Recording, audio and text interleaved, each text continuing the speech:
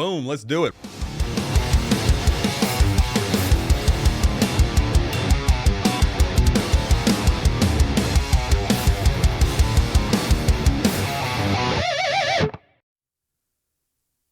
All right, guys, let me tell you what you're in for today. Today, we've got a very special, to me, guest named Pastor Mario, and we started referring to him, as we're going to say on the episode, as Super Mario, because he is awesome.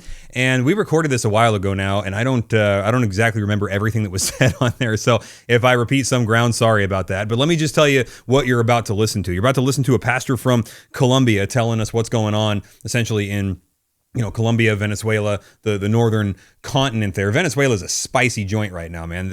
Our brothers and sisters over there need some prayer. A lot of famine, a lot of depression and things like that. We had an opportunity to bring in a mission team. We were going to try and bring in a team from Brazil in order to do all sorts of stuff. I mean, help out with our vacation Bible school, teach the church about, interacting with Christians from other cultures, cross-pollination, things like that. So anyway, we were bringing in this Brazilian mission team, and all of their visas got denied. Crazy thing is, they didn't even get denied by the U.S. They got denied by Brazil. It was like, Brazil was like, we're not letting you go. You're young, single, educated, and things like you're going to go to America and not come back. And since our presidents are beefing a little bit, they didn't have a whole lot of incentive to let them go. So their country told them no, which I felt like I would not appreciate if I was a Brazilian. I'd feel like my country was keeping me in a prison or something. But anyway, that's the way it went. So we were really sad because we couldn't get the team up here that we were looking forward to getting. And I was like, wait a second. Wait a second. We got all this money set aside for this. We could bring in other people. It's just kind of short notice. I said, I'll bet you my boy in Colombia could put a team together pretty quick.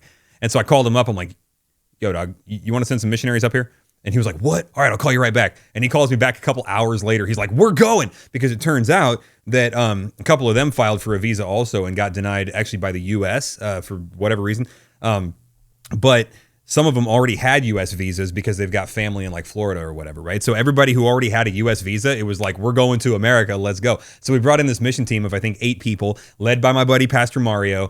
And I told him, I said, hey, listen, when you're here, since you speak English and my audience will understand it, sit down in front of a microphone, talk. So that's what we did. So anyway, one of my favorite people in the world, and now you guys get to learn some stuff from him as well. I enjoyed this conversation. I hope you guys do too. Lastly, before we get into that, I have a sad announcement to make. And the announcement is I've got to retire this shirt, which is sad for me for a lot of reasons. Number one, this is a little bit of a tribute to my buddies in Brazil because they're the ones that gave it to me. And also, I never played soccer. That was just in my house. That was just a thing. Like, my dad grew up not playing soccer. I don't know what it was that I don't know if he had a bad experience with it or what the deal was. But when I was growing up, he said, I will stand in the rain to watch baseball. I will stand in the rain to watch football. I will stand under a leaky roof in the indoor rain to watch basketball, which, by the way, I'm from Seattle. That was a legitimate possibility. The Seattle Sonics have the distinct privilege of being the only NBA team ever to be rained out of a game because it was in Seattle and the Kingdome or the Key Arena was a piece of garbage. So anyway, he said, I'll stand in the rain to watch all those. I'm not standing in the rain to watch soccer. Now, obviously, he was being a little bit facetious, but he was just making the point, like, could we not do the soccer thing? I didn't care. I was like, I'll go play football, baseball, basketball, rugby, all this other stuff. So I never played soccer. It's a great sport. I got nothing against it. But then my buddies in Brazil gave me a soccer jersey. And I'm like, this is the most comfortable shirt maybe ever. And I love it. So I got my Brazilian, soccer jersey. And this right here, this is a logo for the youth. It's like Athletes for Christ. Actually, that's in Portuguese. That's what it says. Athletes for Christ. And so this is their ministry, right? So anyway, they give me this shirt. It was a great moment. They gave my son one also, and he was there. And now I come home and I wear it because it's comfortable and it's awesome, and it reminds me of my buddies. And everybody looks at it and they say, are there naked people on your shirt right here? And I'm like, what? And then it's on this sleeve, and it's on this sleeve, and I didn't even think about it. In fact, now that I think about it, I think I was wearing this shirt when I interviewed Mario. Anyway, we as Americans look at this and we see like those mud flap silhouette naked girls, right? Here, like in Brazil, they're just like, well, I mean, people wear athletic clothes when they're doing athletics. And so these are two athletes sitting there, back to back, just contemplating the things of the Lord or playing or whatever, or praying. I mean, so they don't see it the same way. But unfortunately, we in America, we just have a different take on it. So cultural differences, what do you do? I didn't think of it either because of the context in which I got the shirt. So anyway, I just want to say I'm not going to cause anybody to stumble anymore by thinking that there's naked people on a pastor's shirt. I apologize so much for putting a stumbling block in front of you. Enjoy Pastor Mario. We're going. You realize we've started calling you Super Mario, right? No, we did. I haven't realized. Behind your back, we started calling you Super Mario. Who did that? Me and Wes. Yeah, I'm going to move that just a little closer to you. Because, there's actually, I probably should have done a sound check first, but that would involve preparation, which is not a thing I do. Yeah. All right.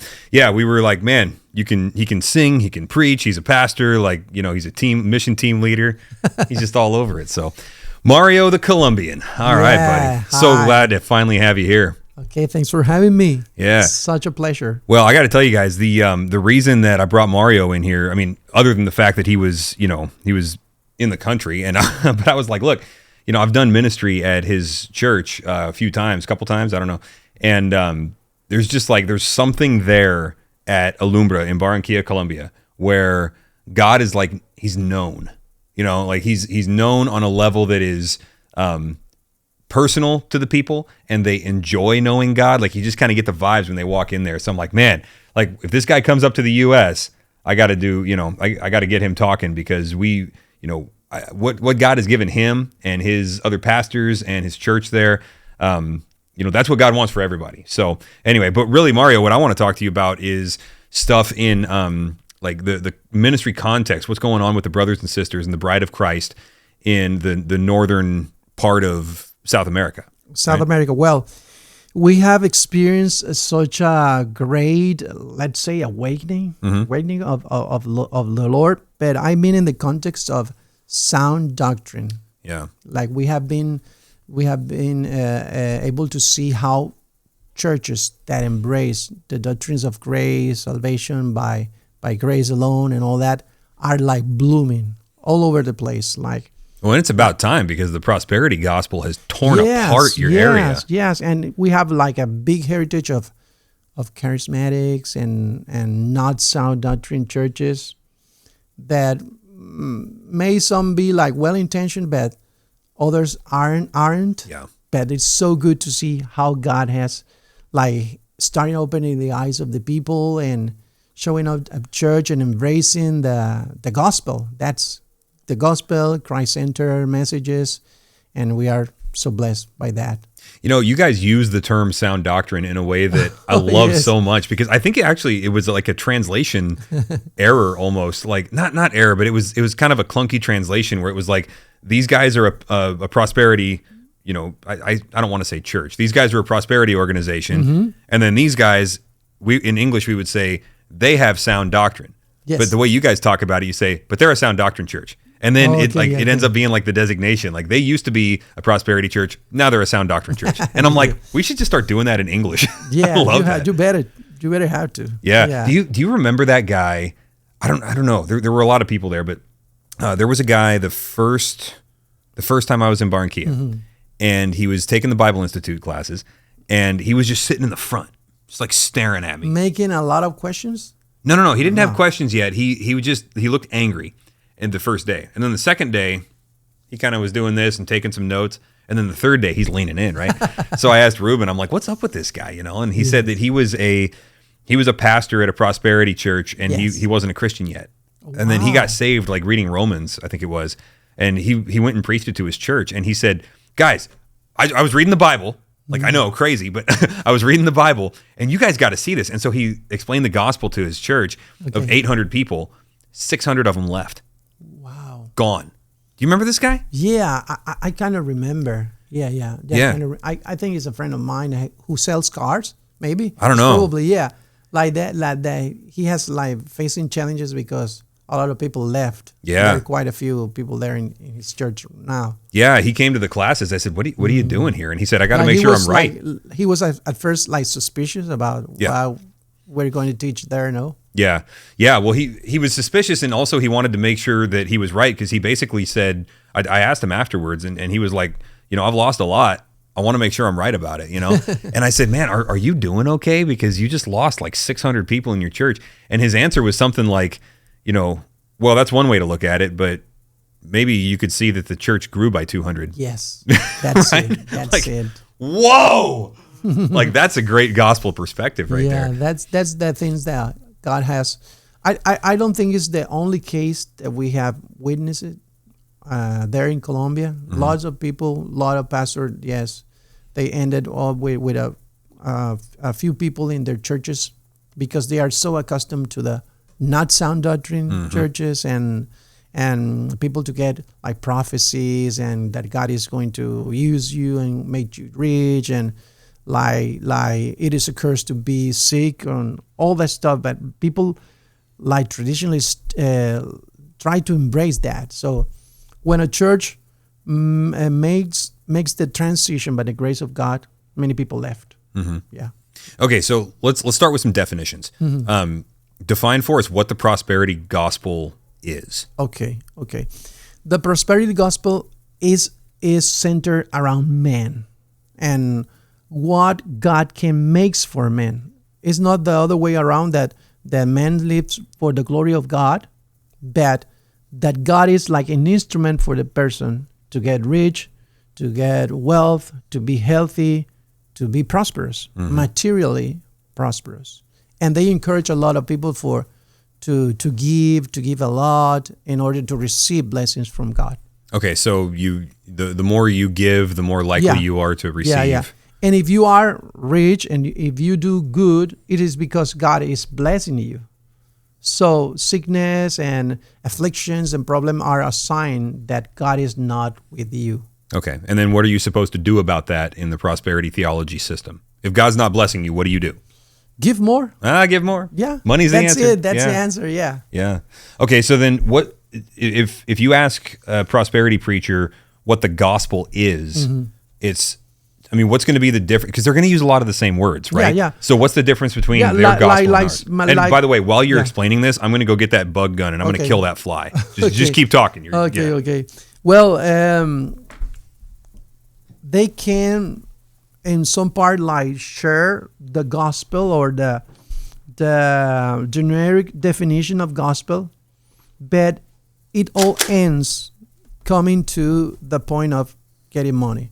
Like they can start with a good teaching, a good sermon, but the conclusion is always to give more, to get more from God. So do they offer people eternal life, forgiveness of sins, these things? Yeah, but that's not their emphasis. Okay.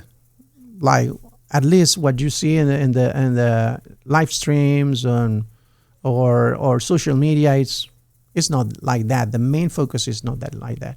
It's like kind of you can have your better life today.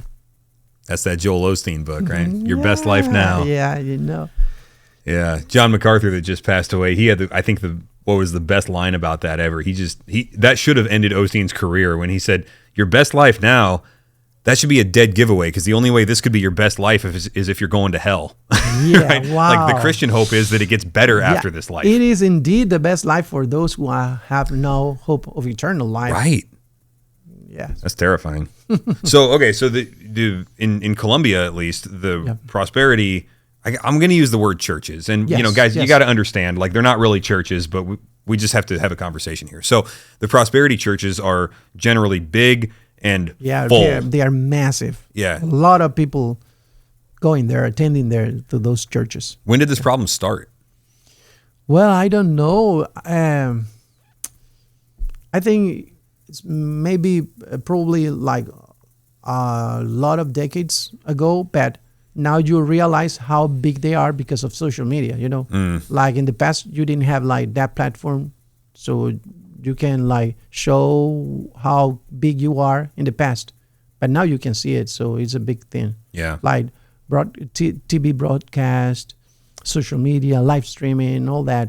You can see how many people are falling in that trap. Man, that's wild. Yeah. I've got a theory that, tell me if I'm wrong, that it started in the 70s.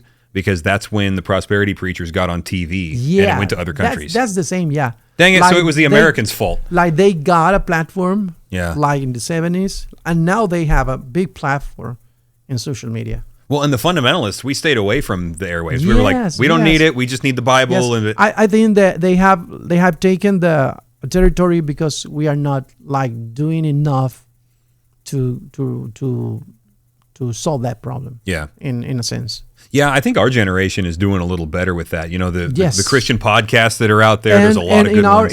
In our context, we are doing better because God is adding people, and I can say that our church in particular has received dozens of people that come from those churches that they found, this is not what the Bible says. Okay, what they were teaching is not the right meaning. It is not about me. It's about Christ. It is not about King being like, you have to be like King David and you have to defeat your Goliath or something like that. So a lot of people are coming, and we have experienced a growth in that. Yeah. Yeah. So that's a big trend right now. Yes, it's a big trend. Good. In my city and some cities of Colombia, it's also like people, hey, and something that has been helpful is the pandemic and this position to sound doctrine preachers that you find in the social media. So the sound doctrine preachers took to social media. Yeah, during the pandemic. like someone saw a post, let's say in Instagram, and so, okay, this is kind of different that what we are being preached. So let's go to YouTube and find some sermons. A lot of testimonies that we have is people that during the pandemic, they saw a sermon and they compared to what were being taught at their churches. And hey, this is different.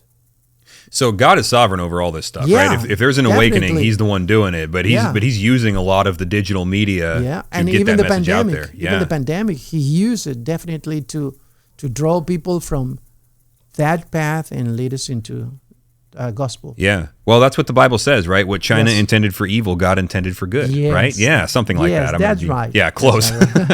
Okay, so then in the northern continent there of South America, you've really got two big countries, and then there's some smaller ones, right? The smaller ones, you got French Guiana, Suriname, and Guyana. Yes. And then the two big ones are Colombia and Venezuela. And Brazil is Brazil's massive, tucked in, yeah. But in the top, there's Colombia and Venezuela. Okay, now you're basically on the border. You're like what, a 4-hour ride? We are neighbors. Yeah, we are neighbors. So in my city, like people can get there like 5 hours to a Venezuelan city. Well, because our first Bible Institute class, we had those 4 students that came in from Venezuela. Yes, and then they went back and opened up a location. Yes, that's it. In Maracaibo. Yeah. So what in the world is going on in Venezuela? Because that place just it's one of the worst places in the world right now as far as the economics of it all and everything like that. So what happened? Well, I don't want to talk about politics, but politics has a lot to do with that. Yeah. Like socialist ideas, like the government trying to run everything, that they have like made poor decisions economically. Yeah. And people are suffering. Like we're a witness of that. We have many people from the church that are coming from Venezuela, trying to find a better way to live, and in order they work here in order to send money back to their families, because money is like it was nothing there. Yeah.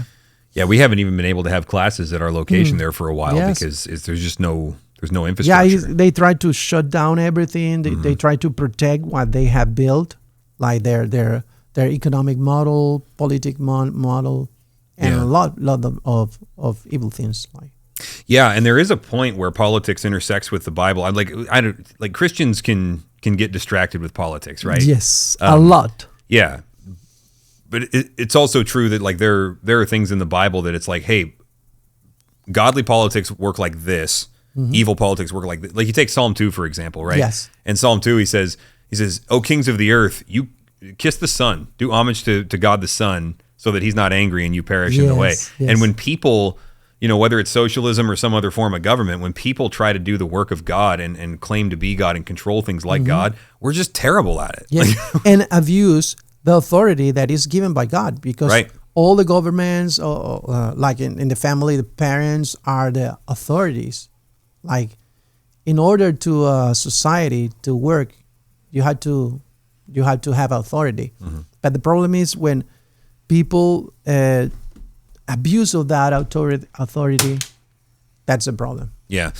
So then the church in Venezuela, is it, because sometimes in difficult times the church flourishes. Yeah. Other times it really puts And pressure on it. I think that has happened there in Venezuela. Like, church is growing over there. I'm gonna Well, get at that least fly. the pastor that we know, like, people in the midst, and it is so encouraging. We have like had the chance to share with some brothers, those who are studying with us. They tell us about the stories, and you can see how even in the midst of their afflictions or their poverty, they are flourishing. Yeah. Yeah. Do you know, is there a lot of, are there a lot of people coming to Christ right now in Venezuela, like more than usual, or has it not had that effect I yet? think it is. I think it Yeah? is. Yeah. Yeah. It's so interesting because like you hear that Christianity thrives under persecution, which is true, but not always and not right away. Right? Yeah. Yeah. Sometimes it really Let's go stamps it out. to Asia, and you see that's not the case. So is there pressure from the government on the churches in Venezuela? Well, as far as I know, no. But Okay. It's economic maybe pressure. you can tell that there's some pressure from outsiders coming to Venezuela to teach, like you do, like you have, like, Oh, you mean there's pressure on us? yeah, like people trying to get to Venezuela, like to preach, Yeah. or to teach or to do missions. That's not allowed. No, you guys wouldn't even let me go. I Yes. was like, listen, man, We I'll wanted be to fine. protect you because you have a church and I was family. like, we get into these creative access countries all the time. We'll be fine. And you guys were like, no, like you're not doing this. Things were like even for people that weren't to do like missions or something related, like just visiting the family, they were given hard time to get in. Yeah, A because lot they of like think they're a questions. spy or something Our like that. pastor, our one of the pastors of our church, he went there and he was like interrogated with, like, Yeah. I don't know if with the light here in his face, hey, why are you coming here? So they took him to a room and all that. It was like we didn't want you to face that. Right. Well, and so for the audience here, I said I was going in there to get this thing started up. They told me no. We argued about it for a while, and they seriously just like vetoed it. They were like, "You're not doing this," and they went instead. So that's who we're talking about. These brothers down there in Colombia, man. You guys are the real deal. It's like Yes, I love you yes. guys, man. We love you too. So then, are pastors able to do their job? I mean, here's why I'm asking: is because the gospel is inherently dangerous to Yes. authoritarian governments. Yes. Because when you say Christ is Lord, you're saying the government nobody is not. else is. Yeah. Right. So I was in a country where they speak Chinese, some, and I asked my translator. I said, "How come the Chinese government is so scared of Christians? Like, what's the deal? Like, they're scared of all religion, but really they got a problem with Christianity, right?" Okay. I said, "Why is that?" And he said, "Well, the word in," and I'm going to butcher this, but he said the word in this dialect of Chinese for God, the word I think it's Liao Shen, but it means higher emperor. Wow. And so when you've got 100 million people saying to the emperor, "We hear what you're saying. We'll check with the higher emperor and let you know if we're going to comply," it's really hard to run a dictatorship that way. Yeah, that would right? cause troubles. Yeah, so that's why the government's scared of them. But then, like in Venezuela, I don't know, like, are the pastors under pressure to soften the message? I don't think so. The problem is more like resources. Okay. Like people having a hard time. They work like for nothing. The salary is Yeah, worthless. But I don't think that the government messes with the church, as far as I know. it's just economic pressure. Yeah, it's economic pressure. Yeah. Man, yeah. So then I'm guessing. And many people that have left the country. So you see, and Ruben told me that wide streets like those you have here in America, empty, no car, old cars, is all like devastated, like economically. And my understanding is that's basically the result of corruption. Yes, indeed. Corruption to See, the highest level. If everybody was obeying Christ, like none of this would happen. That's the thing. It's like if everybody was obeying Christ, we would still have earthquakes and, cancer. Like creation would still be fallen. Yeah. But none of this stuff would be a problem. Like, what are we Yes. doing, guys? Yeah, following the God's principle I think, is the clue for a better society, for better families, everything. Just following the counsel of God. That would be it. So I'm going to ask a very American question. All right. Yes. There is a style of Latin American politics that seems to be kind of a theme around different places. So have you heard the term Banana Republic?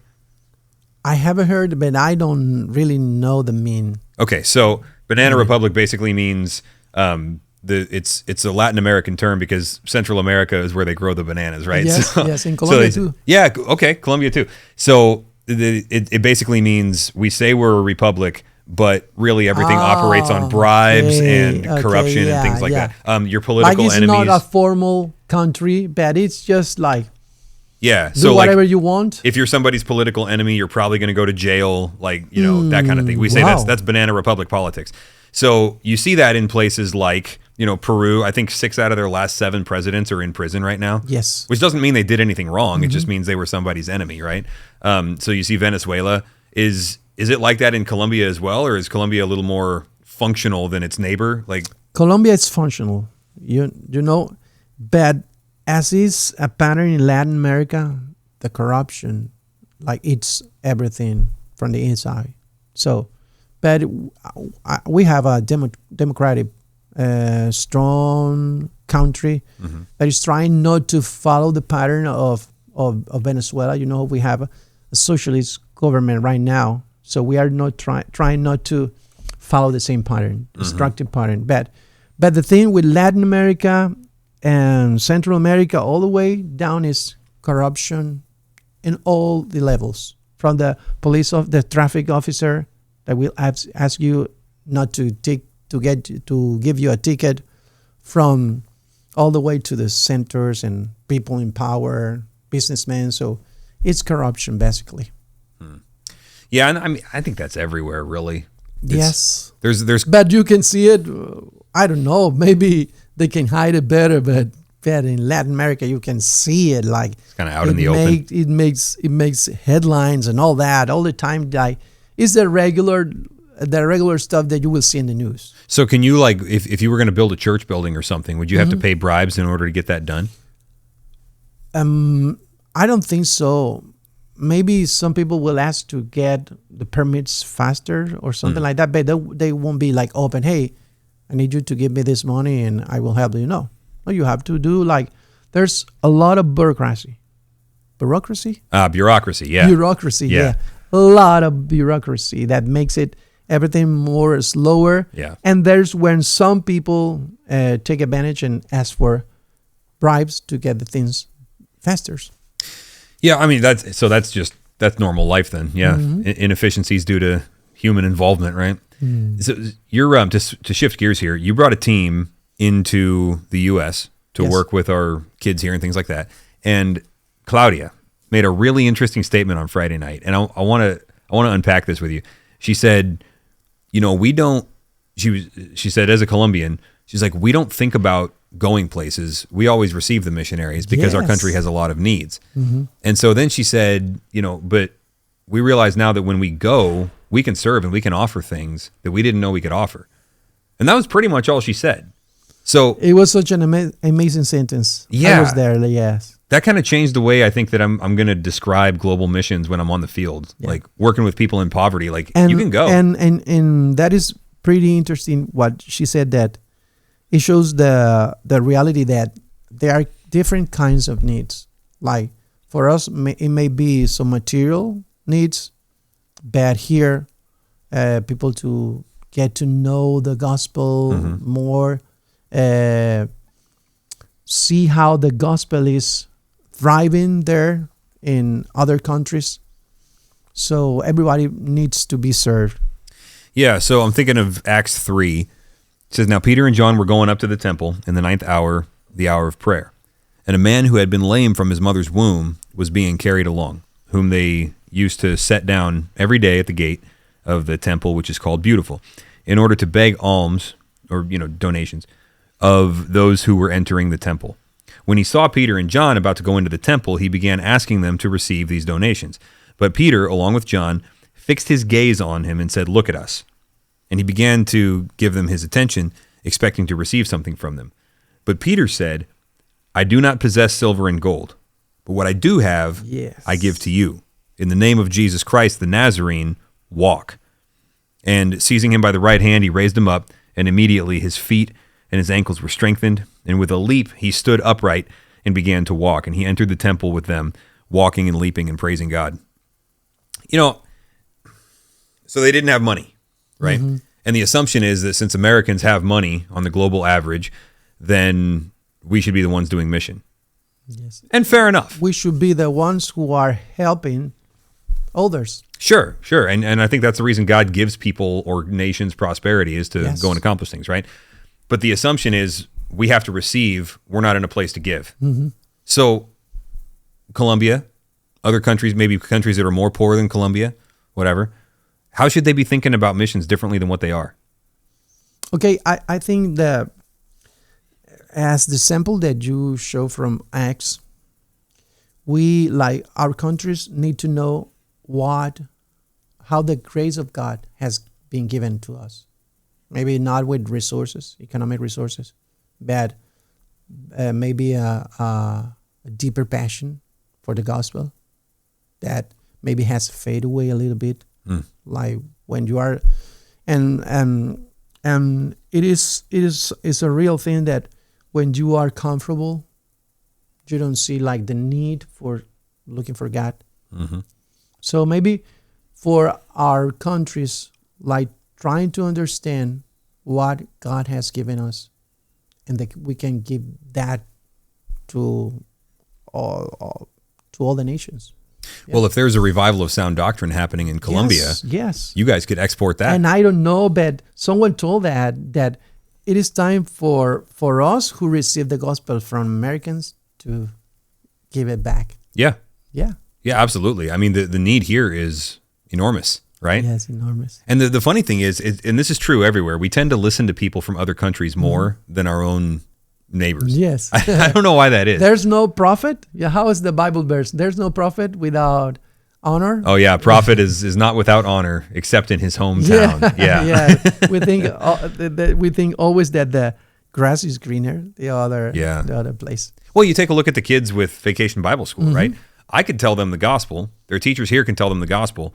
All the time. Yeah, and the gospel is because you're a sound church. Right. And the gospel is powerful to save them, and that's good, right? But then when somebody comes in from another country, there's an added layer of like stickiness or something. Like it sounds louder in their ear, right?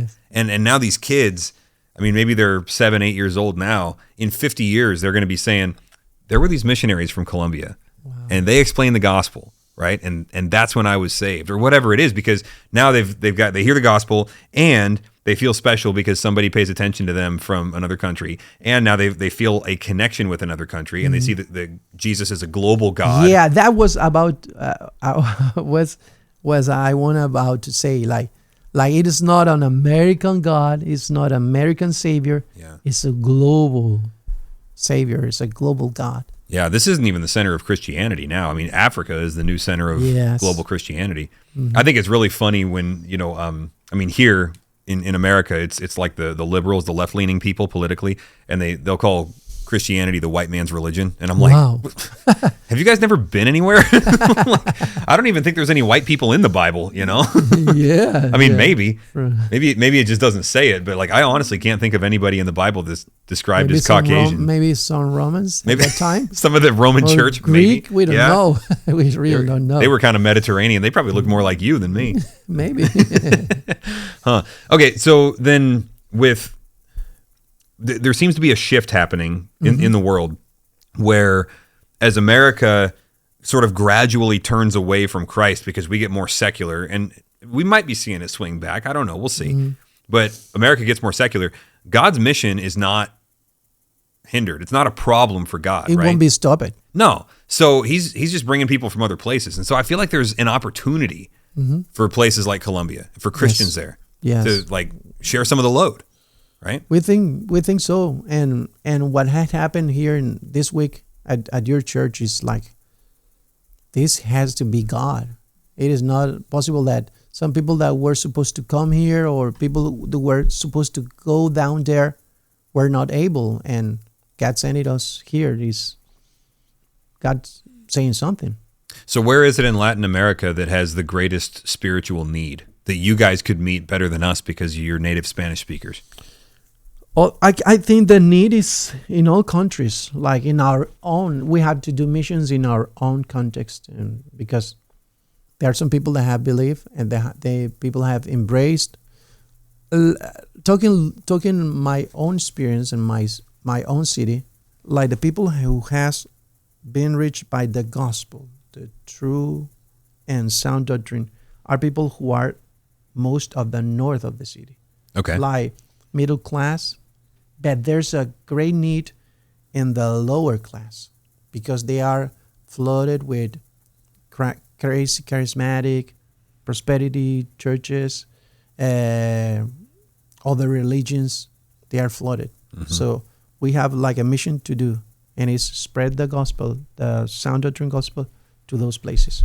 And so, I think it's probably the same in other countries. There's a lot of need. Yeah, every city is kind of multiple cultures. Yes. Right? That is. Like you guys took me down to Las Flores. Las Flores. Well, in Las Flores, I don't think I have ever seen a sound doctrine church there. Really? No. We are sharing the gospel every other week there with the kids, and maybe I don't know. Maybe someday we will plan a church or we will have a service there, Sunday afternoon. We don't know, but it's like the pattern there. Like lower class, poor neighborhoods, they don't have good churches. I've noticed that trend other places in the world also, where the prosperity gospel is, and again, gospel, right, is more attractive in the slums, right? And it's a really sad we call it a snowball effect, right? Where one factor leads to another factor, which makes the other factor bigger, which leads back to the other factor, where it's like poor people need material, so they get promised material. Yes. But then it doesn't work, so they don't get it, so they get promised more. And then the promises go up, and the claims of the miraculous go up, and so they grab onto it. Well, it doesn't work, so then it just keeps growing. I think that's what is appealing for poor people, like the hope for a better living. Yeah. But they never get to it. And the only ones that are getting the better living are the preachers. The preachers, yeah. And their families, because they are making wealth out of their need. Because they're collecting the money from the poor people that need it, right? That's yeah. it. And I've been in some communities, not in Columbia, but some communities where they've told me, like, it's been 50 years now or whatever, and I'm living in the same shack that my grandpa lived in. Like, it's not working. And so it seems like it's starting to maybe lose some credibility globally. I don't know if that's happening in Columbia, but I hope so. I hope these places empty out. I hope so too. The other thing that happens, though, is not just promises of money and prosperity, but of miracles and deliverance. And you mentioned prophecies and foretelling of the future, and you're going to marry to this man or whatever. And why is it always positive? Every prophecy is always... I don't know. Maybe they haven't read the Bible, that prophecy was to a point to sin, because you see in those prophets, those false prophets, that they are not calling to repentance in any of their prophecies. It is all promising good stuff for you. Yeah. Well, and the real prophets tended to get persecuted, stoned to death, sawed in half. Yeah. Yeah. Being a prophet was a rough gig. You didn't travel and get, like in other time, they didn't survive. Yeah. Right. Yeah. And so those promises in the name of God to people, and when you can't follow through on that promise, like that's just evil. That's devastating. Yeah. We have seen many people like with that that story, kind of a story, like being disillusioned about the promises and all that. You ever see a fake exorcism? They say like, oh, you've got a demon, and then they tell them like, Blah! We have tons of those. Yeah. Yeah. It's like, I cast the demon out of you. And it's like, how's the person going to prove you wrong? Like, you can say whatever you want. It drives me crazy. We got a church in town here that, that's what they do. And they film it and they interview the demons and then they cast them out. It's just like, you guys. That's crazy. It's just theatrics. They're putting on a show. When people, this has nothing to do with ministry. When people think about Colombia in America, they think about the 80s and the cocaine and the all the drug lords and whatever. But being down there, it seems to me as an outsider like that stuff is there if you ask about it, but really it's not. Like people aren't walking around worried that they're going to get shot by. No, the drive-bys. So is it calmer than it was? Is it better now? Has it just changed form? It is definitely better than in the 80s because it was a big war. It was like bombing. It was there were many bad stuff going on, but it's not like that way anymore. Like there are some issues in some barrios or some certain jungle areas, with the guerrillas and drug dealing, but in the city it's not like that. Like you will feel like you did in Barranquilla pretty safe. Yeah. Although I was sitting at dinner with you guys and you guys said, yeah, this restaurant's probably a money laundering operation for some drug lord, but who knows? That wasn't me. No, he was busy eating, but no, somebody. It was like, but the point is like. Yeah, there's always illegal stuff going on somewhere in any country, right? Yeah. And how do you know? But yeah. It's not a lie that maybe the economy gets benefited from that. Yeah. No, and then you're back to corruption, right? Yeah. Yeah, it happens here too. I mean, we are in a fallen world. Yeah. Well, in if I understand correctly, most of the profits from drug production in other countries, whether it's Colombia or Mexico or the cocaine operations in the Amazon in Brazil. Yeah, most of that is getting sold back to the U.S., right? So if Americans would quit doing drugs, then the business will die immediately. Hey, that's an interesting thing. So the Great Commission, the way that it works, if there was a revival in America, it would improve things in Colombia. Yes. If people in America quit doing drugs, then the culture of Colombia would change. It will change. Whoa. Wow. A lot of bad stuff, killing. We should go do some door-to-door evangelism, man. Let's try to start a revival. Yeah. In Colombia, are those countries that you can still do that?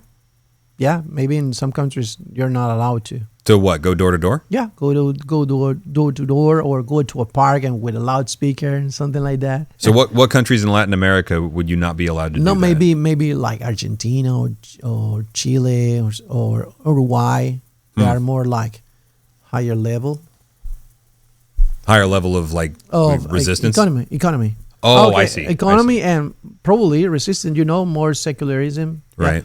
Yeah. In Colombia, we are blessed in the sense that we are a very welcoming country and like to share culture, but it also gives the opportunity to share the gospel. So it is easy to approach to a person from Colombia and he will welcome you and listen to you. Maybe they won't follow, but they're open. Maybe in other countries like in the South, it won't be like that. Like people are minding their own businesses. Yeah, I wonder if that's like a warm weather versus cold weather culture. Have you heard about that difference? I think that's a nice theory. I think something to that. Yeah. Because in Colombia we have Bogota. Yeah. That is cold weather, and people are not that open as we do in the North Coast by the sea. Interesting. Is that because Bogota has a higher elevation, so it's colder? It's higher elevation. It's cold. Wow. We are hot by the sea. Yeah, because I was just down in Santiago, Chile, like last month, and it's winter for them down there. Oh, yes. And I got down there, and I was like, I am freezing. What? I'd never been cold in South America, so I packed wrong. And they have it different. Like you have it by the end of the year, and they have it in the middle of the year. Yeah. In Argentina, Chile, Uruguay. It's different side of the equator. Yeah. Yeah, wild. So then, if what's the next phase in taking over Columbia with the gospel? Just continue what's going on? I think the big challenge, what we are going to do and we will have to do is raise up leaders. More men that are willing to keep on with the work. At least for my church, that's a goal for us. We have to raise up more leaders.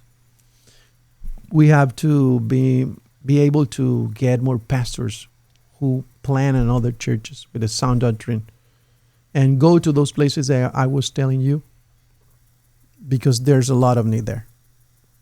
Sounds like the New Testament. Yes. Just back to plan A, right? To the end of the earth. Yeah. 2 Timothy 2:2. What you've heard from me in the presence of many witnesses, entrust to faithful men who will be able to teach others also. That's the challenge, and that is the work we have to do. Yeah. Finding the faithful men. And in an awakening or a revival, it's hard also because all the quality guys might be brand new believers. It's like that guy might be great, but we got to give him some time, you know? And so it's like, there's a lot of training still to do. It's frustrating because you feel like we're almost there, but I can't launch him yet, you know? Yeah. That's a good problem to have, though. Yeah, it's a good problem. You guys probably get a lot of those issues where one spouse will get saved and the other one hasn't, and so now they disagree about stuff in the home. Well, we have a lot of cases that people are spouses that get to know the Lord and the spouse is not saved. Yeah, those kind of problems. Yeah. Oh, it's tough. Tough. Yeah, that was a big problem in Corinth too. I mean, I'm thankful that we're not the first ones to struggle with those things, you know. Yeah, but we have apparent fault. it's a real problem. I mean, Jesus divides sometimes. Yeah. You know? And also, as I was telling you of the mic, is like dating. Like for some young adults trying to date non-believers, Christian young adults trying to date unbelievers is troublesome. Yeah. Yeah, and that's tough because like I had somebody tell me last week, like, well, there's nothing in the Bible saying I can't date this person that's not a believer. Got him. And you know, I'm like, well, yeah, because the Bible doesn't say anything about dating at all because it's a stupid But there idea. are principles. Right. Exactly. There's wisdom. When God doesn't say something clearly by a law, there are principles, tons of principles, and there's wisdom. Yep. 2 Corinthians 7. Do not yoke yourself together with somebody that's not equal to you, right? Yeah. Mario, I'm really glad you took a little bit of time to help disciple my people, man. Thanks you. Thanks for having me here. This is my first ever podcast. Yeah, and you did it in English. Wow. In English. Truly Super Mario. Hey, good to have you, buddy. We'll have you back as soon as I can get you back in this country. Thank you. Hungry for Wisdom is a ministry of Grace and Truth Community in West Richland, Washington. 1 John 4:19. We love him because he first loved us. If you are enjoying Hungry for Wisdom, please make sure to like, subscribe, and share it. Leave us a 5-star rating if you think we've earned it.